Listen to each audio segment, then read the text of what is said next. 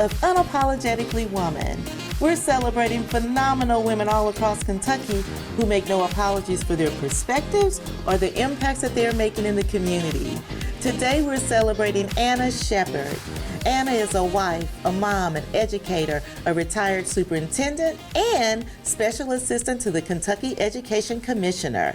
Unapologetically Woman, Anna Shepherd, that's you. Congratulations. Thank you so much. What an honor to get invited to come and interview with you. Well, this, I think, is the first time that we've had a mother and a daughter who's been an unapologetically woman. Well, great. That's amazing.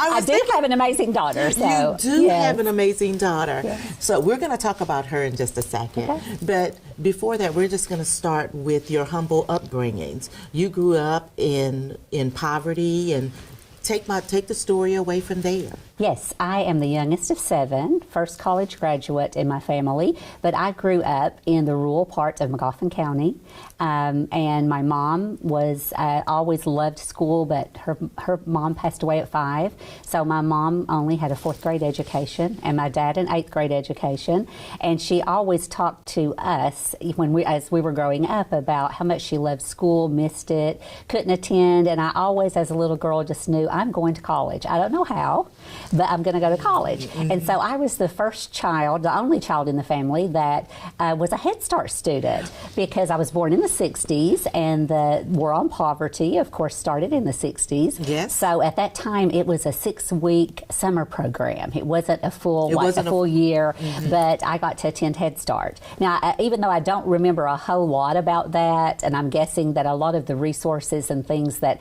families have now as a result of being a part of Head Start maybe were not in place yet, mm-hmm. but I found after my mom's passing, I found my Head Start certificate. No way. In a frame, because she would put having 7 kids, and she would put pictures over pictures over pictures, and I found that certificate, and I hung it in my office when I was early childhood chief for my county, and my office as superintendent, because I was so proud of that Head Start certificate signed by Lady Bird Johnson. Oh, you're kidding. Yes. That's incredible. Mm-hmm. But yeah, just working, from my teenage years, until now, really, and just growing up poor, and we used to say poor as dirt. We just didn't know that some of our neighbors were poor as well. But and that's what I tell people. I didn't even realize that how poor I was until I went to college. Yeah. And I got to experience all of the other things, and Yeah. Yep, we had the basics, I think, of what we needed, with love and food and gardening and living on a farm and all of that. So we didn't have any, we were not lacking in any way in that way. Yeah.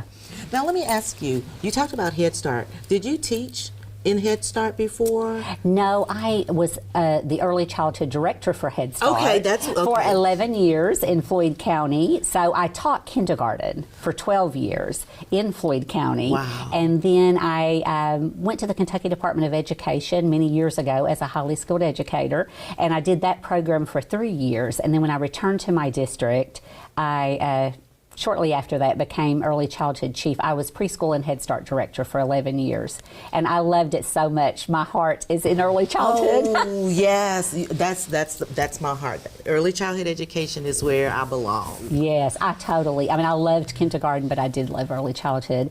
And then Governor Steve Brashear appointed me to his early childhood advisory council back, maybe that was even before I became early childhood director. Mm-hmm. So I got to meet so many neat people, and I'm on the Pritchard board, and I met that director there. Mm-hmm. She was on that council as well. So yeah, I've always loved all of that work.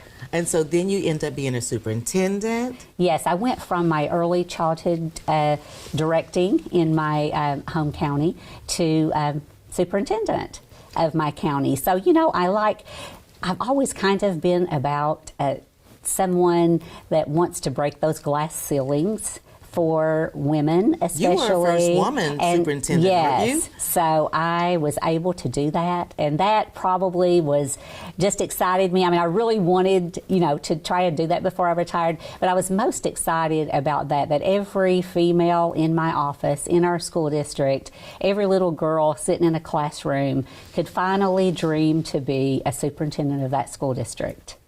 And I used to tell my Head Start parents, I'm a child of Head Start.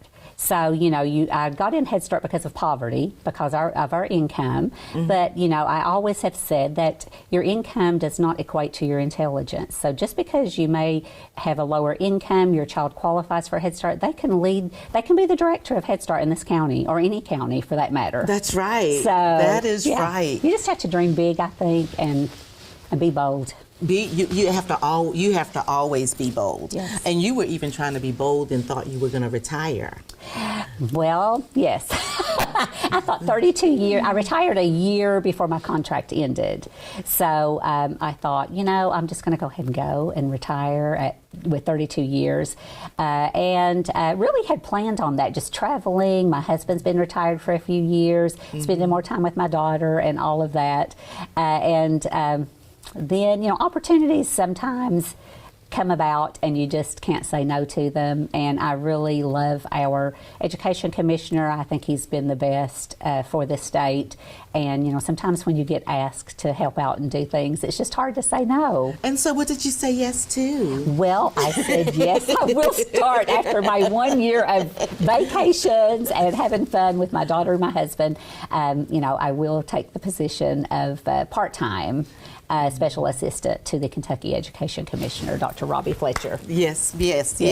So now you're talking about your daughter, Representative Vanessa Grosso. Yes, she's Talk amazing. to me about that. Well, she's just always been, to me, I know parents say this, but she really has been the perfect child. She never gave me any problems. She's always been very focused and dedicated. And, that's how she is now. And she's so passionate, about so many things. And she was as a child, and she still is. But, yes, I'm very proud of her. She has just, and she really, I learned something every day from her. I think I sent her a message yesterday that, I'm still learning. I'm still striving to be so many things that she already, has accomplished. But yeah, she's quite amazing. What's something that you could tell Vanessa that you've never told her before how you feel about her? Oh my gosh, I don't know, because I usually tell her. I'm so vocal. But yeah, she knows how proud I am of her, and just that I think she's just an amazing female leader. And, definitely a child or an adult now that others can strive to be like. She's a great role model. For me, too, as a mom. Oh, I bet. She just is. And she supported me.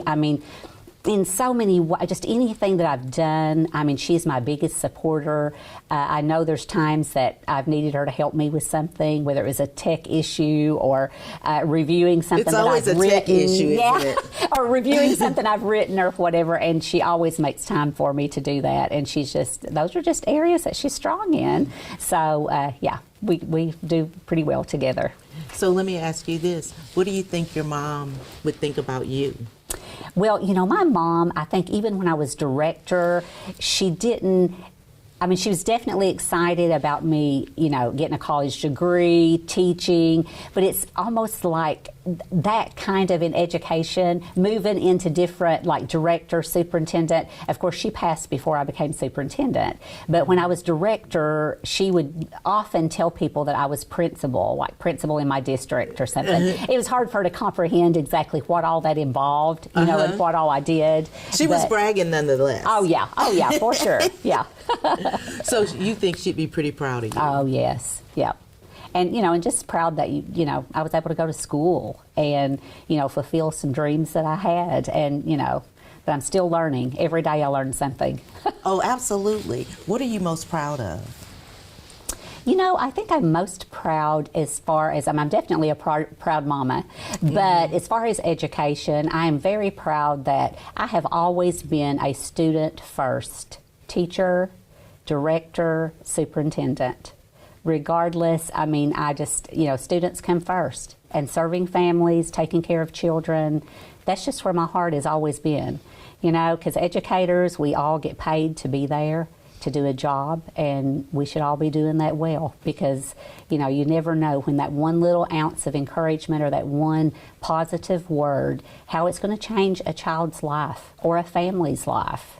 Just knowing they have someone to support them that they can come to. And so I feel like all of my 32 years in education, I've worked hard to make sure that I was approachable and that families knew that I loved them, loved their kids, and that, we have a lot of resources in school districts and in positions I've been in. So we definitely are there to help families. That's why I went into education. So absolutely. So before you were all of this, you were a cheerleader. Yeah, in elementary and high school. Vanessa was too. I had to bring it up. Yes. I had to bring it up. Yes, I love cheering. But yeah, through high school and elementary school, yeah. But our elementary is elementary and middle together. So yeah, like 4th grade through high school, yeah, I cheered. So Anna, I'm going to kick it to you for words of encouragement to young girls or young women that may be looking at you and learning about all of the things, where you started. And I want to say where you finished, but you're not finished yet. No, you still have work to do. What kind of advice would you give them? Well, I think if you are a young person, looking at any female that you are admiring, you need to find out about their story. Because sometimes I think younger girls especially, and likely boys as well, but they look at you if you're a superintendent or a director or a teacher, and they may think, you've just had an easy life. You've had it very easy and sort of had a silver spoon in your mouth, and they really need to learn about their story. And that's why it's so important, I think, for all of us as adults to share our story. Mm-hmm. Not be afraid to share your story of where you came from, how much grit you have, how resilient you are, and, just really sharing your entire story so that kids can have more hope. That, if there's a will, there's a way. I've always said that. If there's a will, there's a way. And I definitely think that, your circumstances and, your background and your circumstances influence who you are, but you decide who you're going to become. So I would tell students that, you decide who you're going to become. Your circumstances right now might not look good. Your situation might not be good. But if you've got a dream and you want to do something, you need to keep focused on that dream. You need to talk to others, like, how did you do it? Tell me about your story. And if there's a will, there's a way. Thank you so much, Anna. Congratulations. Thank you for having me. Absolutely. You guys, you heard everything. Anna just summed it up perfectly. There's absolutely nothing else for me to say here.